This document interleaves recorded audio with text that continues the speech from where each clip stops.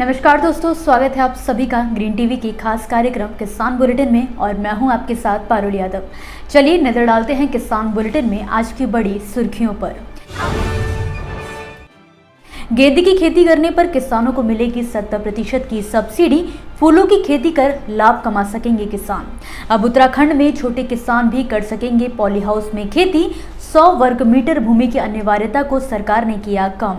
Soybean की फसल का कीट रोगों से करें बचाव। कृषि वैज्ञानिकों ने दी किसानों को खास सलाह। इस समय देश के लगभग सभी राज्य सरकारों का फोकस बागवानी फसलों की ओर है। आए दिन सरकारें फल फूलों की बागवानी के लिए किसानों को प्रोत्साहित कर रही हैं, क्योंकि ये फसलें किसानों की आय बढ़ाने में अहम रोल अदा कर रही हैं। इस कड़ी में बिहार सरकार राज्य के किसानों को गेंदे की फूल की खेती करने पर 70% तक की सब्सिडी दे रही है। दरअसल बिहार सरकार किसानों को ये सब्सिडी एकीकृत बागवानी विकास मिशन योजना के तहत दे रही है।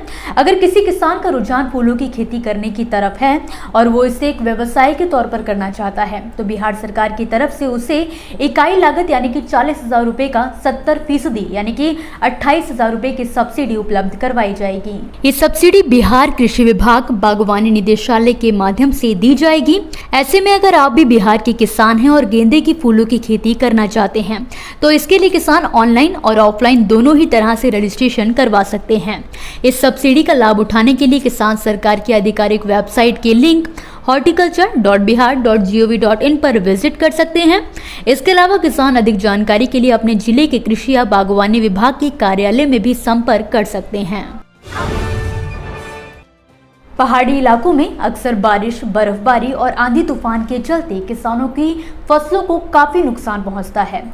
ऐसे में सरकार द्वारा किसानों को पॉली हाउस में खेती करने की सलाह दी जाती है। खास बात यह है कि सरकार द्वारा पॉली हाउस योजना के तहत किसानों को सहायता भी उपलब्ध करवाई जाती है। बता दें कि जहां अभी तक पॉली हाउस का लाभ लेने के लिए किसानों के पास न्यूनतम 100 वर्ग मीटर भूमि का होना अनिवार्य था, तभी वो पॉली हाउस लगाकर सब्जियों व फूलों की खेती कर सकते थे। वहीं अब उत्तराखंड सरकार द्वारा इसमें एक बड़ा बदलाव किया गया है, जिसके तहत अब सरकार ने इस न्यूनतम भूमि के मानक को घटाकर 50 वर्ग मीटर कर दिया है। इस पर गुरुवार को सीएम धामी की अध्यक्षता में हुई मंत्रिमंडल ने मुहर भी लगा दी है। ऐसे में खासकर पर्वतीय क्षेत्रों के किसानों को बड़े स्तर पर पॉली हाउस योजना का लाभ मिल सकेगा।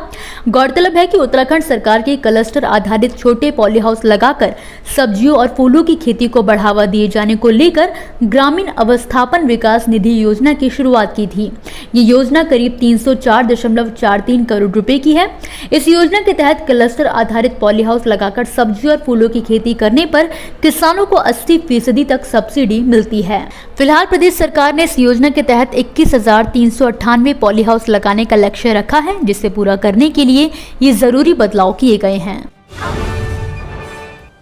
इस साल देश के लगभग सभी राज्यों में कहीं ज्यादा तो कहीं कम बारिश ने किसानों को काफी ज्यादा आर्थिक नुकसान पहुंचाया है। जहां किसान अभी इस नुकसान से उभरे भी नहीं थे, तो वहीं अब एक और बड़ी मुसीबत उनके लिए खड़ी हो सकती है। दरअसल सोयाबीन उत्पादन करने वाले किसानों के सामने इस समय कीट रोगों की एक बड़ी समस्या उभर कर नजर आ रही है, जिससे निजात दिलाने के लिए हाल ही में सोयाबीन अनुसंधान संस्थान इंदौर की ओर से किसानों के लिए आवश्यक सलाह जारी की गई है, ताकि सोयाबीन की फसल में आने वाली समस्याओं को दूर करते हुए इसकी बेहतर पैदावार प्राप्त की जा सके। जिन किसानों के पास सिंचाई की व्यवस्था है, वो किसान अधिक समय तक बारिश का इंतजार करने की जगह भूमि में दरारें पड़ने से पहले ही फसल की सिंचाई करें। इसी के साथ ही नमी संरक्षण के वैकल्पिक उपाय जैसे कि भूसे की 5 टन प्रति हेक्टेयर के हिसाब से पलवार लगाएं। किसानों की फफूंद जनित कीटों से सुरक्षा करने के लिए टेबुकोनाजोल 25.9 EC या टेबुकोनाजोल 10% के साथ ही सल्फर 65% WG का छिड़काव करने की सलाह दी गई है। तत्काल रोगग्रस्त पौधों को खेत से उखाड़कर नष्ट कर दें। साथ ही इन रोगों को फैलाने वाले वाहक सफेद मक्खी की रोकथाम के लिए एसिटेमिप्रिड 25% या फिर बायोफ्रेंथिन 25% WG का छिड़काव करें। तो दोस्तों, ये थी वो खबरें जिन्हें हमने आप तक विस्तार से पहुंचाया, लेकिन अब हम बात करेंगे कुछ ऐसी खबरों की जिनके बारे में भी आपके पास जानकारी होना जरूरी है। तो चलिए फटाफट से एक नजर डालते हैं खेती किसानी और कृषि क्षेत्र से जुड़ी आज की छोटी बड़ी अपडेट्स पर। उत्तर प्रदेश की ग्रामीण महिलाएं भी अब न सिर्फ ड्रोन उड़ाएंगी बल्कि उनकी मरम्मत करने में भी अपना सहयोग दे सकेंगी।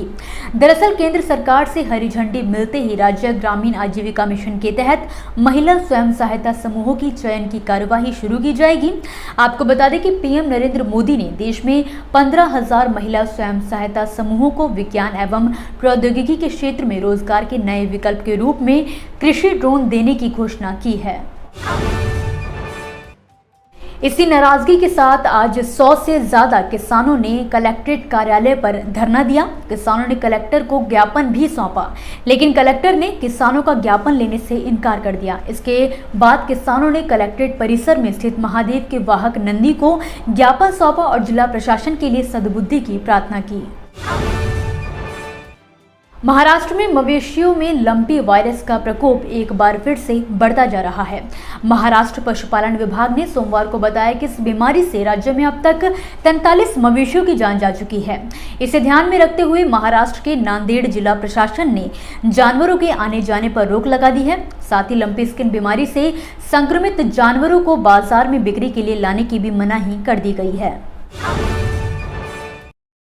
जहां एक और पशुपालकों में अभी भी लंपी वायरस को लेकर भय बना हुआ है, वहीं दूसरी ओर देश के सबसे बड़े पशु मेलों में से एक माने जाने वाला श्री वीर तेजाजी का मेला शुरू होने जा रहा है। राजस्थान के नागौर जिले के परबतसर में ये मेला 30 अगस्त से शुरू होकर 14 सितंबर तक चलेगा। फिलहाल मेले की अन्य व्यवस्थाओं के लिए भी प्रशासन ने तैयारियां शुरू कर दी हैं। उत्तर प्रदेश की योगी सरकार ने राज्य का पहला इंटरनेशनल ट्रेड शो आयोजित करने की तैयारियां पूरी कर ली हैं। ये शो आगामी 21 से 25 सितंबर ग्रेटर नोएडा में आयोजित होगा। इसकी तैयारियों की समीक्षा बैठक में योगी आदित्यनाथ ने कहा कि इसमें यूपी के किसानों के उत्पादों को प्रमुखता से दर्शाया जाएगा। इस आयोजन का मकसद दुनिया को यूपी की शिल्पकला, लजीज देसी पकवान और विविधतापूर्ण संस्कृति से परिचित करवाना है।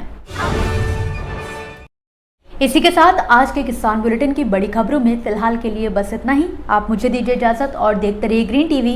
नमस्कार। देखिए ग्रीन टीवी यूट्यूब पर भी, बस सब्सक्राइब करें और बेल आइकन दबाएं।